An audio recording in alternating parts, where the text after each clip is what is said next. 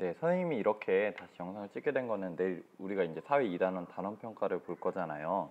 그런데 그동안 배운 내용이 꽤 많기 때문에 한 번에 여러분들이 공부하려고 하면 양이 많을 것 같아서 선생님은 여기에 대한 간단한 흐름만 소개를 해주려고 이렇게 영상을 찍게 됐습니다.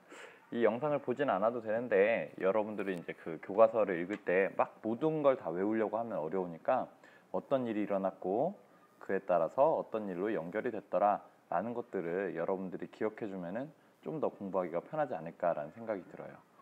자, 그럼 한번 알아보도록 하겠습니다. 짧게 흐름만 간단히 설명하려고 노력해 볼게요. 자, 우리나라가 맨 처음에 조선이 어떻게 개항을 하게 됐는지, 다른 서양 세력과 통상을 하게 됐는지 그런 거에 대해서 1단원에서 배웠고요. 또 그 다음에 2단원에서는 그 다음에 서양 세력의 핍박 속에서 우리나라가 대한제국이라는 고종 황제가 자신이 이제 황제라고 얘기하면서 대한제국을 수립하게 됩니다. 그래서 그 수립 선포하는 모습. 그 다음에 그럼에도 불구하고 서양 세력으로부터 나라를 빼앗길 위기에 처하자 나라를 지키기 위해서 어떤 노력을 했는지, 그리고 나라를 이제 경술국치 때 우리나라를 잃고 났을 때도 다시 한번 나라를 되찾기 위해 나라의 독립을 위해서 어떤 노력을 했는지에 대해서 알아보는 단원이었습니다. 자, 내용이 많아서 선생님 간략히 설명만 할 테니까 자세한 내용은 교과서로 확인하기 바래요.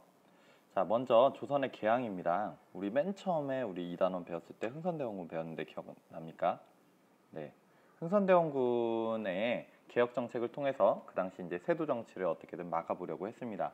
그리고 흥선대원군은 프랑스와 미국 세력이 와서 통상하자고 또 이제 이런 난리를 치고 있는 상황에서도 끝까지 우리는 막아내면서 너희와 절대 통상하지 않겠다. 그리고 끝나고 나서 척화비라는 것을 세우기도 했습니다. 척화라는 것은 다른 나라들과 교역하지 않겠다. 특히 서양 세력과 교역하지 않겠다라는 뜻을 내포한 건데요. 그러고 나서 흥선대원군이 물러나본 지 얼마 뒤에는 결국 일본에 의해서, 일본의 협박에 의해서 강화도 조약을 맺게 되죠. 강화도 조약, 최초의 근대 조약이지만 불평등 조약이었다는 거 기억해 주기 바랍니다. 강화도 조약 맺고 나서 우리나라에 새로운 문물이 들어오면서 군인들도 별기군이라는 군인들이 생겼어요. 그랬더니 예전에 있던 군인들에 대한 무시와 또 그 군인들한테 월급도 제대로 지급하지 못하고 하니까 거기 있는 구식 군인들과 또 그 다음에 도시 빈민들이 함께 이모군란이라는 걸 일으킵니다. 결국 청에 의해서 이게 무력으로 해산당하게 되고 그 다음에 갑신정변이 다시 한번 일어나게 됩니다. 갑신정변에서는 이제 그 당시 지식을 가지고 있다 생각했던 신지식계층, 이제 일본에 친했던 그런 사람들이 김옥균, 또 서재필 이런 사람들이 함께 일으켰고요. 우정총국이 문을 여는 그날에 맞춰가지고 이제 이 일을 터뜨렸는데 3일 천하로 끝났죠. 3일 뒤에는 결국에는 일본 사람들이 도와주지도 않았고 청나라 군대가 다시 돌아오면서 큰 개혁을 하지 못하고 끝이 났습니다. 물론 이제 일본 세력을 데리고 하려고 했다는 그런 한계도 있고요. 자, 그리고 나서 동학농민운동, 맨 처음에는 관리들이 너무 부패했어요 라고 시작을 했는데 나중에는 이제 청나라와 일본이 청일전쟁 후에 일본이 우리나라에 계속 머무르자 그거에 대해서 이건 옳지 않아 라고 하면서 일어났던 반동건, 또 외세 세력, 너희는 우리나라에 간섭해서는 안 된다 라는 이야기를 하면서 여러 가지 의미가 있었습니다. 전봉준과 관련된 녹두장군 노래도 여기와 관련이 있다라는 얘기도 했었습니다. 다음, 어쨌든 이제 우리나라가 가보개혁을 통해서 우리나라가 점차 근대 문물을 받아들이게 되는데 이 가보개혁하고 관련된 거 중에 하나는 여기 단발령도 있었습니다. 사람들 그 단발령에 반발해서 이제 의병 활동이 일어나기도 했었다 그런 얘기도 했었죠. 자, 1895년 을미사변, 명성황후가 시해를 당합니다. 일본에 의해서. 그러고 나니까 고종이 깜짝 놀라서 러시아 공사관으로 몸을 피하게 됩니다. 이걸 아관파천이라고 했어요. 이 을미사변과 단발령 때문에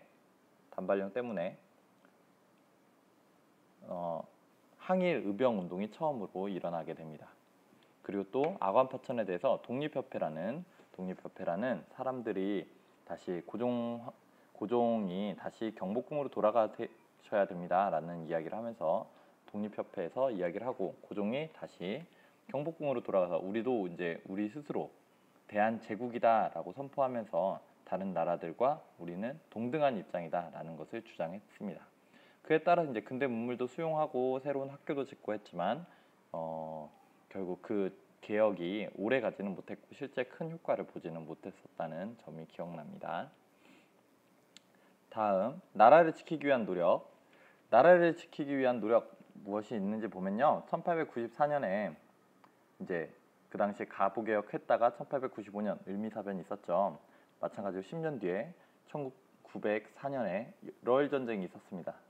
이 러일 전쟁, 우리나라에 대한 지배권을 두고 러시아랑 일본이 싸웠습니다. 누가 이겼죠? 네, 일본이 이겼습니다. 그래서 을사늑약이라는 것을 맺게 됩니다. 이제부터 너희는 외교를 하지 마. 외교는 우리가 대신해 줄게. 라는 우리의 독립된 주권을 무시하는 조약이었어요. 강제로 이걸 맺었고 이거 맺을 때 을사오적 꼭 기억해 주세요. 그래서 이거는 부당하다라고 이제 네덜란드로 특사 3명을 보냅니다. 근데 이 헤이그 특사는 그 만국 회의에 들어가지도 못했어요. 그러다 보니까 큰 효과를 보지 못했고 오히려 고종한테 왜 헤이그 특사를 보냈냐? 을사늑약 때 우리에게 더 이상 외교권은 일본에게 다 건네주기로 한 거 아니냐라는 책임을 물어서 고종을 퇴위하게 됩니다. 이런 모습을 보고 나서 항일 의병운동이 생겼어요. 그 당시에 을사늑약 때부터 저번에 을미사변 때도 마음에 안 들었지만 다시 이런 나라를 주권을 무시하는 그런 조약을 맺다니 하면서 항일 의병이 생겼고 나중에 헤이그 특사 때 이후로 고종 황제가 퇴위되고 군인들을 해산시키니까 이 군인들이 항일 의병에 포함되어 가지고 이제 항일 의병 운동을 펼쳤다고 합니다. 그리고 우리나라가 더 잘 살기 위해서는 우리나라가 스스로의 힘으로 서기 위해서는 공부해야 돼라는 생각을 가진 애국개몽운동에 참여하신 분들이 생기고요. 이분들이 학교도 짓고 또 다른 사람들에게 교육하려고 노력을 많이 했습니다. 또 일본이 우리에게 주었다고 하는 그 국채 이것 때문에 우리가 스스로 독립할 수 없지 않느냐 이거를 다 보상해 줘버리면은 우리도 더 이상 일본에게 꿀릴 게 없다라는 생각을 가지고 국채 보상 운동이 일어나기도 했어요. 또 이런 애국개몽 운동 그리고 항일 의병의 핵심이 되는 세력이 신민회가 있었습니다. 신민회를 중심으로 나중에 독립군 기지라든지 아니면 무장 투쟁을 위한 그런 학교들도 만들어졌었다 그런 이야기 했었고요. 또 맨 처음 이제 여기 을사오적이 있었죠. 을사오적과 같이 우리나라를 팔아넘긴 이런 매국노 또 스티븐슨과 같이 우리나라에 대해서 잘 알지도 못하면서 미국에다가는 일본에 의해서 잘 통치되고 있다. 일본에게 지배받는 게 참 바람직하다. 그런 얘기를 하는 사람들. 또 이토 히로부미 같은 우리나라의 입장에서는 원흉이 되겠죠. 침략의 원흉.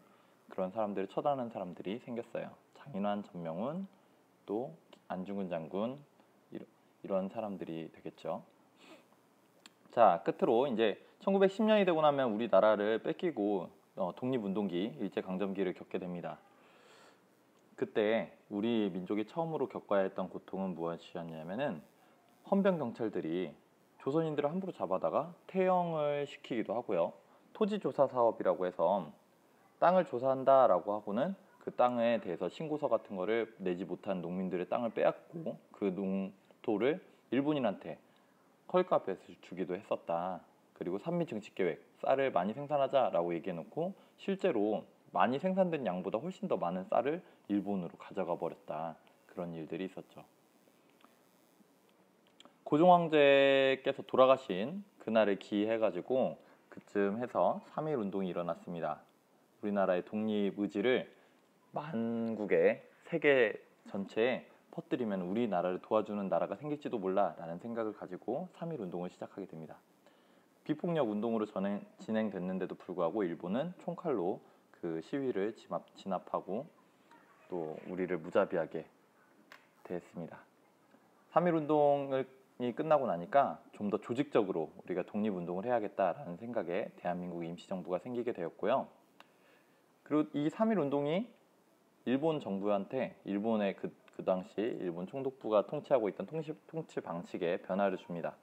더 간교하고 교활하게 우리를 통치하려고 하는데 그거에 대해서 우리는 독립운동을 어떻게 펼쳤냐면은 물산 장려운동, 우리나라 물건을 쓰자. 그다음에 광주 학생 항일운동, 이제 학생들이 성추행당한 여학생을 지켜주고 우리 학생들과 일본 학생들 간의 차별을 반대하는 그런 운동이었죠. 또 신간회, 여러 가지 생각을 가진 단체가라고 했습니다. 또 그다음에 독립군 활동, 봉오동, 청산리 대첩 이런 것들이 있었습니다. 한인애국단 김구 선생님께서 조직했고 윤봉길 의사, 또 이봉창 의사 그런 분들이 있습니다. 1930년이 되니까요. 일제가 이제 점점 더 막가요. 그래서 역사도 왜곡하고 우리나라 사람들한테 창씨 개명, 성을 바꿔버리고 이름도 바꿔라. 뭘로? 일본식으로 라는 얘기입니다. 그리고 신사참배, 위안부, 물자동원. 물자동원은 그때 가마솥 이런 것들을 가져다가 전쟁 물자로 썼다라는 얘기했습니다. 그다음 강제징용, 병사로 쓰거나 아니면 끌고 와서 전쟁터에서 일을 시키는 그런 일들이 있었습니다. 그래서 거기에 대해서 우리는 끝까지 저항하기 위해서 우리 민족 역사, 또 조선어 학회, 항일 문화작품 이런 것들을 만든 사람들을 중심으로 민족의 혼을 지키기 위해서 노력을 했었습니다. 네, 시간이 한 10분 조금 넘었는데 선생님이 지금 훑어준 거는 굉장히 그냥 간략한 흐름입니다. 여러분들 교과서를 여러 번 읽으면서 여러분들 스스로가 여기 나와 있는 하나하나들을 다 한번 누군가한테 설명한다 생각하고 말하면서 읽어보면 좀 더 공부에 도움이 많이 될 것 같아요. 네, 사회 2단원 내용 정리였습니다. 수고했습니다.